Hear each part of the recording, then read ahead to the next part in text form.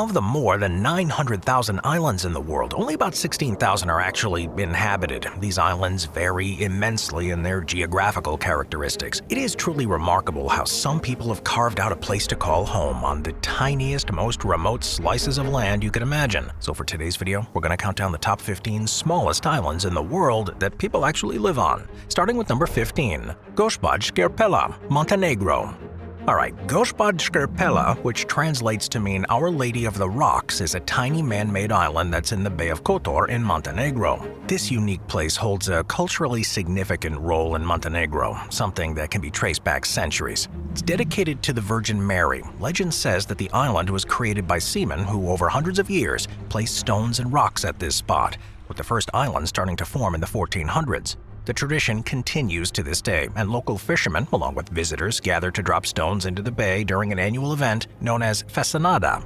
Now, on the island is the Church of Our Lady of the Rocks, which is a beautiful Baroque-style structure adorned with intricate frescoes, a stunning altar, and a treasury filled with valuable artifacts. Visitors can explore the church and its museum to learn about the island's history and the legends surrounding it. Just one caretaker lives permanently on the island to oversee the structures and take care of any problems. But through history, it's been home to groups of fishermen and members of the clergy, all of whom wanted to be close to a place that is now such an integral part of the way of life in the region. Number 14. Loreto, Italy.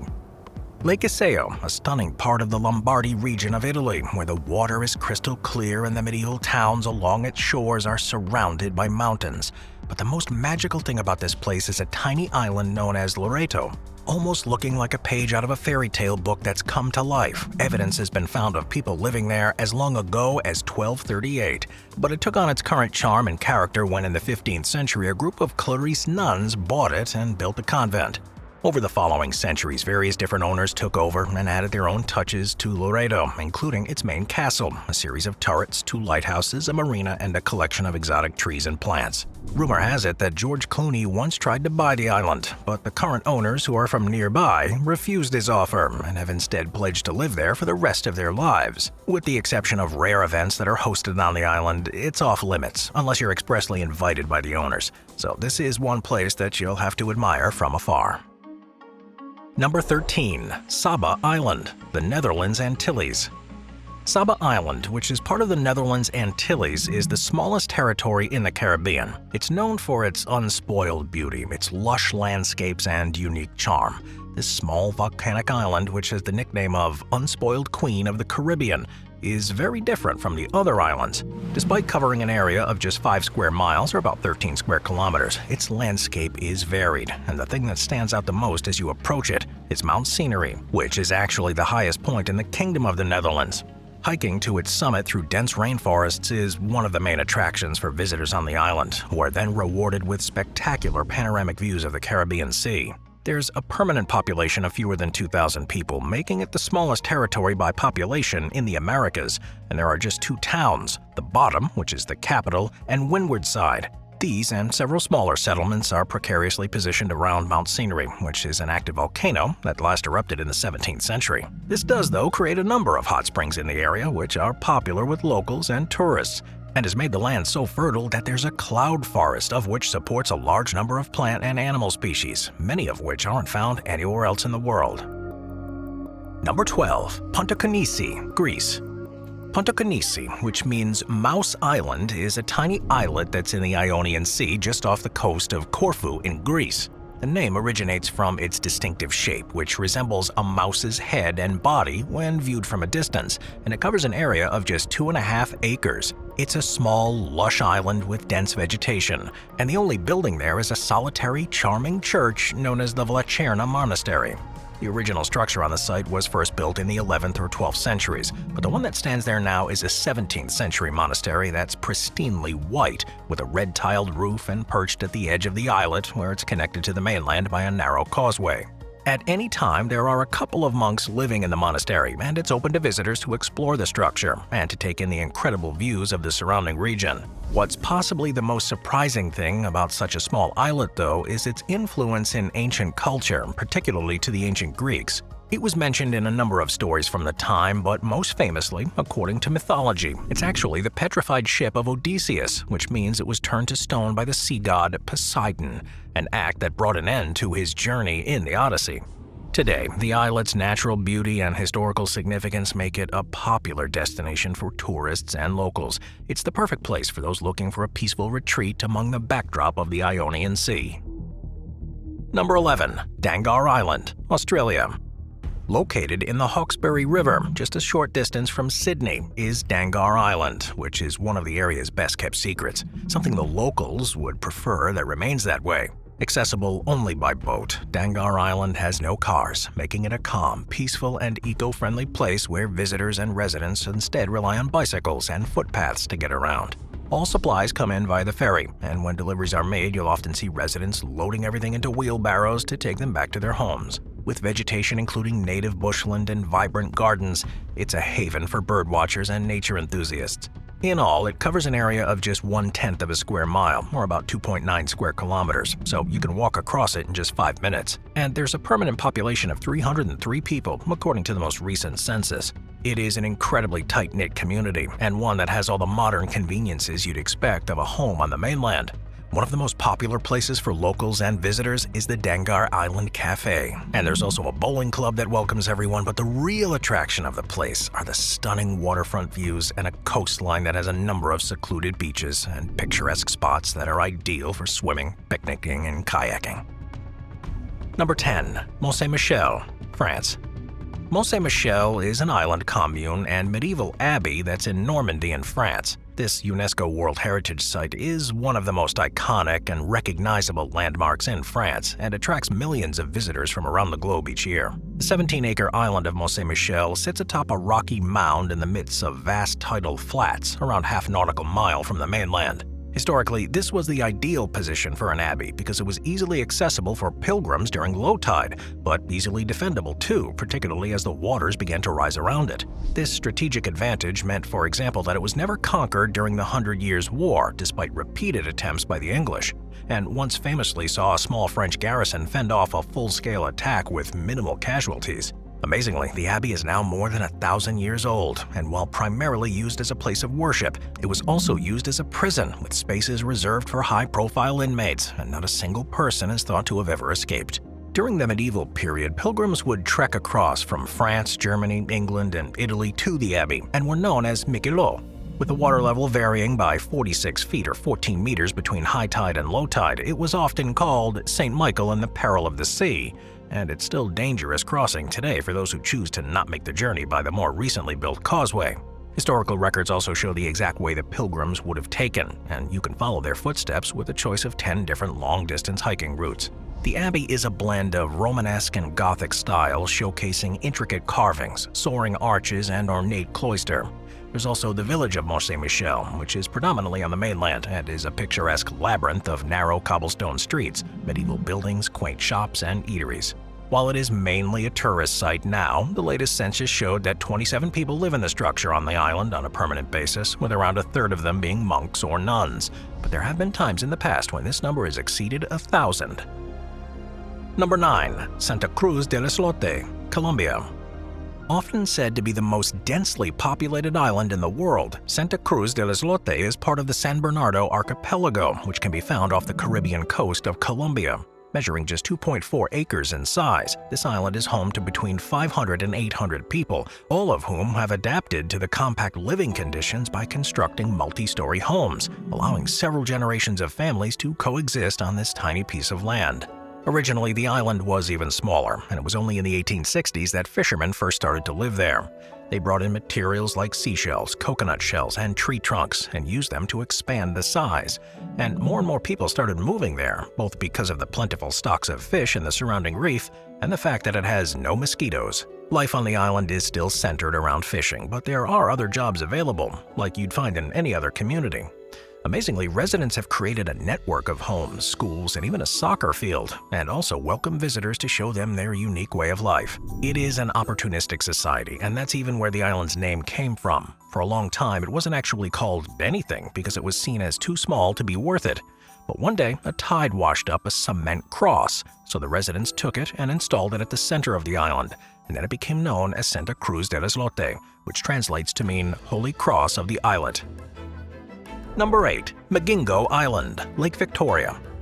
With a surface area of 23,000 square miles, or almost 60,000 square kilometers, Lake Victoria is the largest lake in Africa and the biggest tropical lake in the world. It's so big that it's actually split between 3 countries, and it, of course, supports a thriving ecosystem with countless different animal species. Within the lake, there are almost 1,000 islands, but the most famous is Migingo Island, which is a half-acre island in the Kenyan part of the lake, close to the border with Uganda. Originally, it was covered in weeds and snakes. The first people started living there in 1991, and there are now believed to be around 130 residents, making it one of the most densely populated places on Earth. It's got 4 pubs, several brothels, and a pharmacy. The majority of people that live there do so because of the access to rich fishing areas, and it's actually one of the biggest sources of fish for Kenya. Life on Migingo Island is, however, challenging due to limited space and basic amenities. Residents live in close quarters, and the island lacks a regular supply of fresh water and electricity. The residents here, though, have adapted to their unique circumstances, relying on rainwater collection and generators for their daily needs. In recent years, particularly after it rose to prominence due to a dispute between Kenya and Uganda over its ownership, it's also become somewhat of a visitor destination for people who want to see this unique island for themselves. And it acts as a great example of how valuable formations like Lake Victoria are to supporting communities and providing food. While the dispute between the countries has now been resolved with the agreement that the island is in Kenya, but most of the fishing waters near it are in Uganda, the future life on Migingo Island remains uncertain. Kenyan workers continue to catch fish from Ugandan waters, and as food becomes more scarce, it's feared that this could be more than enough for hostilities to resume. Number 7. Visovac, Croatia. Visovac is a picturesque island located in the heart of Croatia, located within the serene waters of the Krka River in the country's Dalmatian region. The region is part of the Krka National Park, which is a place that's known for its natural beauty, and it's no wonder that monks wanted to live there. The first religious structure was built on the island in the 1300s by Augustinian monks, and it was further enlarged by the following century by Franciscan monks who had fled Bosnia when it was invaded by the Ottoman Empire. The structure that you see today was built in the 18th century, but there are still remains of the original monastery, and because it's so old, there's a fascinating collection of artifacts such as ancient manuscripts and extremely rare books. The island itself covers an area of 5 acres, and with its position in the river is only accessible by boat. It remains home to a small community of Franciscan monks who have maintained the monastery and its surroundings for centuries, and their commitment to preserving the island's natural beauty and historical treasures is evident wherever you look. They gladly welcome visitors to look around the perfectly groomed grounds and learn more about their history and the life on the island, and it's one of the must-see sites to go to if you're ever traveling through that part of Croatia. Number 6. Umananda, India. Umananda Island, which is named after the Hindu goddess Parvati, or alternatively known as the Peacock Island because of its shape, is the smallest of all the islands in the Brahmaputra River, as it passes through the city of Guwahati in the northeastern Indian state of Assam. According to local legend, it's believed that Lord Shiva, the husband of Parvati, resided on this island during his time in exile, and as such, the Umananda Temple, which is dedicated to Lord Shiva, is the most visited place on the island. Built in the 17th century by King Gadahar Singha, the temple is a stunning example of local architecture. Known for combining separate styles, it's a particularly busy place during the festival of Shivarati, when tens of thousands of pilgrims travel to the temple of the island to receive a blessing from Lord Shiva. The temple was first built in 1694, and it's been a religious focus ever since. In 1867, it was almost completely destroyed by an earthquake, but funds were soon raised to completely rebuild it, with a project that was overseen by a local merchant who also used the opportunity to add a symbology throughout its interior. There are also a number of statues inside, including a series of idols that represent 10 other Hindu gods other than Shiva. It's still an important part of the religion, but it's also a fascinating place to learn and understand more about Hindu beliefs. The permanent population of monks ensures that every question you have can be answered, but it's not necessarily the most easily accessible of places, as once you've left the ferry, you need to climb more than 150 steps to reach the temple. Number 5. Easdale, Scotland. Easdale is a picturesque and historic island that's off the west coast of Scotland, near to the town of Oban. This tiny island, which covers an area of just 62 hectares, is part of the Slate Islands group in the Inner Hebrides, but despite its small size, it's been a long and important part of the local economy. This is because it was once an integral part of the British slate industry, where high-quality slate was extracted for use as roofing materials and various other construction purposes. It was so popular that it was exported around the world, and you can still see homes as far away as Melbourne in Australia and Nova Scotia in Canada that have Easdale slate on their roofs. In the 19th century, Easdale had a bustling community with a population that peaked at around 500, and there were 7 quarries, some of which had reached depths of up to 300 feet or about 90 meters below sea level. The island's successes stopped suddenly after a storm in 1850 flooded the island, and there was no way for workers to drain the water. The mining operations stopped virtually overnight, and while surface slate was still extracted up until the 1950s, the quarries are now full of water, and they supported a vibrant ecosystem with a huge bird population. Further remnants of the slate industry, including the workers' cottages, can still be seen today, providing a glimpse into the island's past. But the community of more than 500 fell to as little as 4 in the 1960s and is now around 60 people, making it the smallest and least inhabited island in the Inner Hebrides. The main settlement on the island, the village of Elenabike, is a collection of charming cottages and stone-built houses that are tightly clustered around a small harbor, and the island is now famous for its tranquil atmosphere and natural beauty that make it an ideal place for those seeking a peaceful retreat. It is, of course, a haven for birdwatchers and wildlife enthusiasts, with opportunities to spot seabirds, seals, and otters in their natural habitats. Despite its small population, Easdale has a strong sense of community, and it hosts a variety of events throughout the year, including the renowned World Stone Skimming Championships. This competition draws in participants from far and wide who attempt to skim flat stones across the water's surface of one of the former quarries, often resulting in impressive distances. Now, with several bed and breakfasts and restaurants, the owners of the island are trying to develop a tourism industry, leveraging the natural beauty and unusual history of the place. Access is, however, limited because you can get there only by ferry, which only operates in calm weather and only a couple of times each week. Number 4. Little Brewster Island, United States. Located within Boston Harbor in Massachusetts, Little Brewster Island is just 8.5 acres in size, but it's home to one of America's most iconic landmarks, the Boston Light, which was the first lighthouse built in the United States. It is the nation's oldest continually operating lighthouse and the only one to still be permanently occupied by a member of the United States Coast Guard. The original structure was first built in 1716 but was destroyed by the British in 1776, so a new one was built in 1783 to the same height of 75 feet and was subsequently heightened to 98 feet in 1856 with the addition of a new lantern room. The Boston Light has played a crucial role in guiding ships safely through the treacherous waters of Boston Harbor for centuries, and while it was automated in the late 1990s, a member of the Coast Guard lives there to ensure it's working properly and to give guided tours to visitors. The only way to access the island is through a tour or boat trip that's organized by the Boston Harbor Islands National and State Park, which provides a unique opportunity to step back in time and explore the island's historical sites while taking in the stunning coastal scenery. Beyond the lighthouse, Little Brewster Island has a rugged coastline that's dotted with tidal pools, rocky shores, and wildflowers, and is an important nesting ground for various seabirds, including terns and herring gulls. Other parts of the island were also once inhabited, with stories of pirates, shipwrecks, and colonial-era conflicts. The island was strategically important during the American Revolution, serving as a lookout point and military outpost, with many of these events documented in the lighthouse's museum. The only time in history that the light was ever extinguished was during the Second World War because of fears it would be target for attack. And even today, with modern navigational techniques, it's an important navigational landmark that flashes a white light once every 10 seconds, and it's visible from 31 miles away. Despite being designated as a National Historic Landmark in 1964, its future operation is uncertain, though, because fewer vessels travel this route into Boston Harbor and instead use the North Channel because of their size, where they're warned about the rocky outcrops by the Graves Light on a different island. Number 3. Suwarrow, Cook Islands.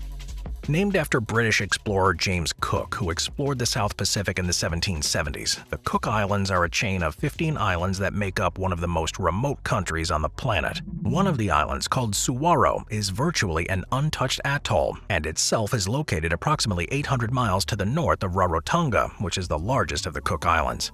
With a land area of about 3.8 square miles, it's made up of a series of islets that are connected by beaches and reefs around a central lagoon.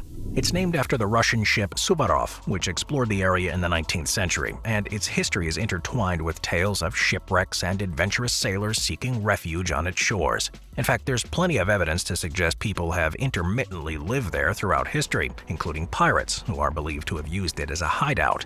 But when it was rediscovered by the Russian ship, it was empty, and today its population fluctuates between 1 and 2 people who work as caretakers for the island and to monitor the wildlife because it's been designated as a nature reserve.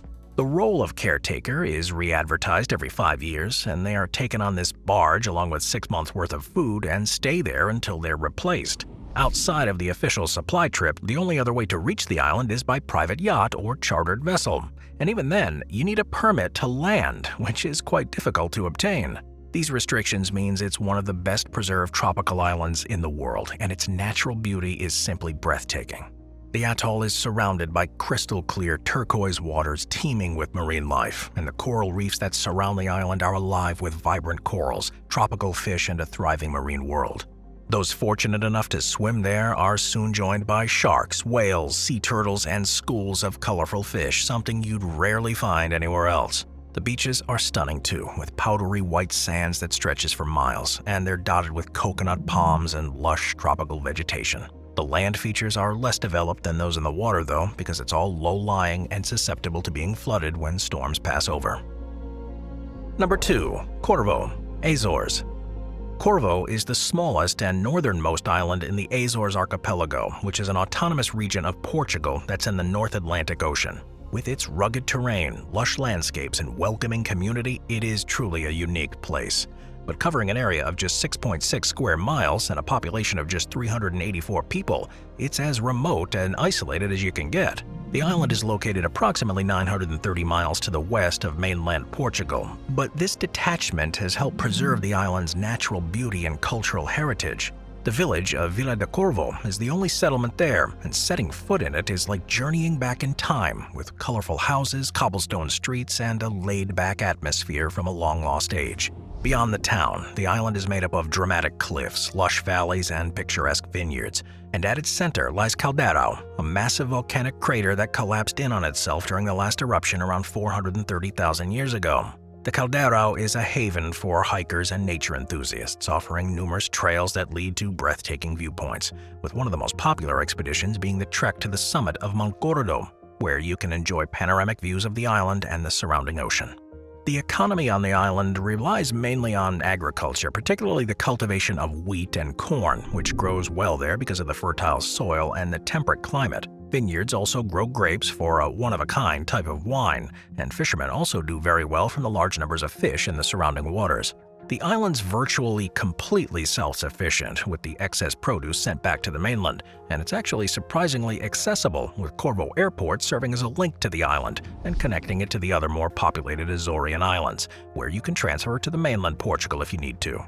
Ferries also provide transportation, but take a long time to reach the islands from Portugal. For those with an exploring spirit, then it is worth the effort though, because there are plenty of opportunities for swimming, snorkeling, and bird watching. Corvo is an important stopping point for migratory birds, and the cliffs along the shore are breeding grounds for numerous seabird species, including Cory shearwaters and European storm petrels. Number 1. Just Room Enough Island, New York.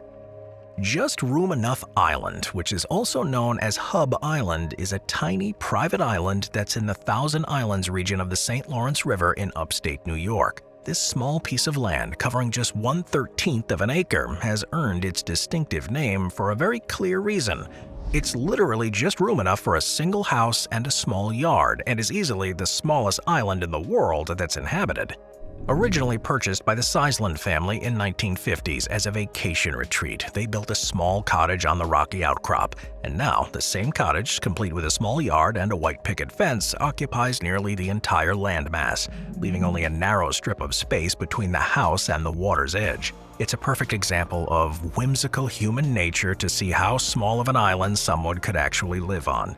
And unsurprisingly, the story of Just Room Enough Island has captured the imagination of many people, making it a popular destination for curious travelers exploring the Thousand Islands region. Its unique size and the illusion of isolation created by the surrounding water make it a charming spot for visitors to photograph and admire from boat tours on the St. Lawrence. Just Room Enough Island is private property, so you can only set foot on it if you're expressly invited by the owners.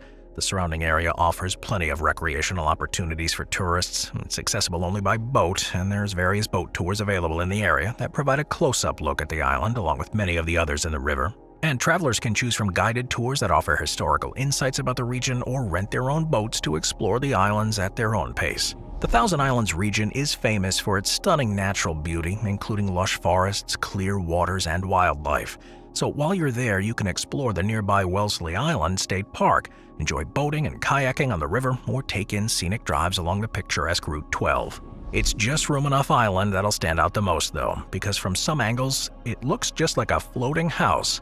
The more you explore, the more you'll see why the Sizeland family chose this particular location in an attempt to establish themselves as part of high society in New York. Many of the other islands are privately owned too, and have vast residences on them like Bolt Castle on Hart Island. But these of course are far larger and more expensive. In the same way that someone may try to buy a place close to the Hamptons to be able to boast to their friends, Just Room Enough Island was the result of the 1950s equivalent. I'll see you guys next time. Thank you to our channel members.